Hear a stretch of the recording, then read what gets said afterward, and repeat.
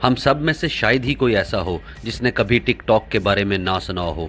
Tick tock इस वक्त दुनिया की मशहूर तरीन मोबाइल एप्लीकेशन है। टिक टॉक एक मोबाइल शेयरिंग एप्लीकेशन है जिसको 600 मिलियन से भी ज्यादा दफा डाउनलोड किया जा चुका है। लेकिन बहुत कम लोग टिक टॉक और इसको बनाने वाले इंसान के बारे में जानते हैं। आज ये आदमी चाइना का दूसरा अमीर तरीन आदमी है। अपनी आज की इस वीडियो में मैं आपको इस आदमी के बारे में बताऊंगा।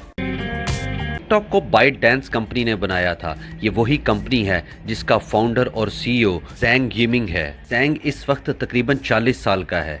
चाइना की एक यूनिवर्सिटी से ग्रेजुएट होने के बाद इसने 2008 में माइक्रोसॉफ्ट कंपनी ज्वाइन कर ली थी। लेकिन ज़ैंग का माइक्रोसॉफ्ट कंपनी में दिल ज़्यादा नहीं लग सका था। इसने वो जॉब जल्द ही छोड़ दी थी। उसके बाद ज़ैंग ने एक नई कंपनी ज्वाइन कर ली, लेकिन बदकिस्मती से वो कंपनी बंद हो गई और ज़ैंग जॉबलेस हो गया था। और फिर इसके बाद ज़ैंग ने 99fan.com नामी एक कंपनी बनाई। 2011 में ज़ैंग के एक आइडिया ने ज़ैंग की ज़िंदगी को मुकम्मल तौर पर तब्दील कर दिया। ज़ैंग ने ये बात नोट की कि लोग चाइना में और पूरी दुनिया में कंप्यूटर से ज़्यादा स्मार्टफोन ज़्यादा यूज़ कर रहे हैं, और इसी वजह से 2012 में ज़ैंग ने बाइट डांस नामी एक कंपनी बना ली। ये वही कंपनी थी जिसने आगे चलकर टिकटॉक लॉन्च कर दिया था, और इसी एप्लीकेशन ने ज़ैंग की ज़िंदगी को मुकम्मल तौर पर तब्दील कर दिया। ज़ैंग की बाइट डांस नामी कंपनी मोबाइल एप्लीकेशंस बनाती थी, लेकिन ज़ैंग के आगे अभी बहुत सारी मुश्किलात थी। बाइट डांस कंपनी ने जब अपनी पहली मोबाइल एप्लीकेशन बनाई तो उसको किसी मसले की वजह से चाइना की गवर्नमेंट ने बैन कर दिया था। लेकिन फिर भी ज़ैंग ने हिम्मत नहीं हारी।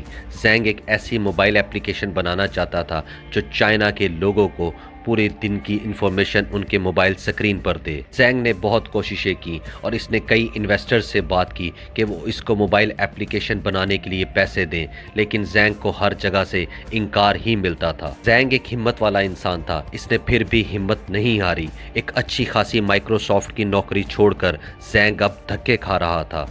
लेकिन कहा जाता है कि इंसान को कोई भी बड़ा गोल अचीव करने के लिए बहुत सारी मुश्किलात से गुजरना पड़ता है। आखिरकार अगस्त 2012 में ज़ैंग को एक ऐसा इन्वेस्टर मिल गया जिसने बाइट डांस में इन्वेस्टमेंट करने की हामी भर ली, और फिर इसके बाद ज़ैंग ने एक टोटियो नाम की एक मोबाइल एप्लीकेशन बना ली। ये एक न्यूज़ मोबाइल एप्लीकेशन थी जिसको अगले 2 साल में तकरीबन 1,30,00,000 लोग अपने मोबाइल पर यूज़ कर रहे थे। एप्लीकेशन की वजह से बाइट डांस को एक बहुत बड़ी कामयाबी मिल चुकी थी। अब मैं आपको बताऊंगा टिकटॉक के बारे में। 2016 में बाइट डांस ने एक डुइन नाम की एक मोबाइल एप्लीकेशन बनाई। ये वही एप्लीकेशन है जिसको आज टिकटॉक कहा जाता है। चाइना में आज भी इसको डुइन कहा जाता है। देखते ही देखते चाइना में इसको करोड़ों लोग इस्तेमाल करने लग गए। फिर ज़ैंग ने सोचा क्यों ना इस मोबाइल एप्लीकेशन को पूरी दुनिया में लॉन्च किया जाए, और फिर सितंबर 2017 में इस एप्लीकेशन को टिकटॉक के नाम से पूरी दुनिया में लॉन्च कर दिया गया।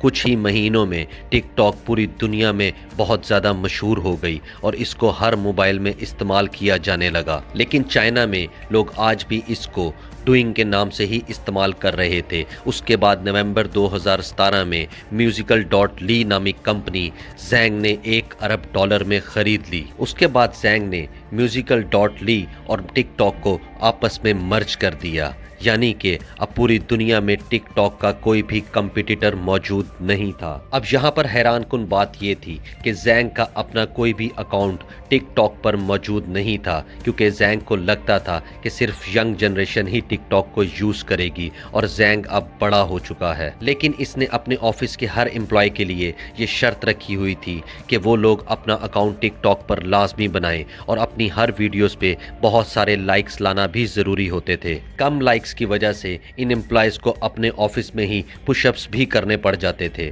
आज टिकटॉक पूरी दुनिया में तकरीबन 75 लैंग्वेजेस में मौजूद है, और ये दुनिया की मशहूर तरीन मोबाइल एप्लीकेशन है। और ज़ैंग आज चाइना का दूसरा अमीर तरीन आदमी बन चुका है। आज तक की रिपोर्ट के मुताबिक ज़ैंग की इस वक्त नेटवर्थ तकरीबन $43.4 बिलियन है।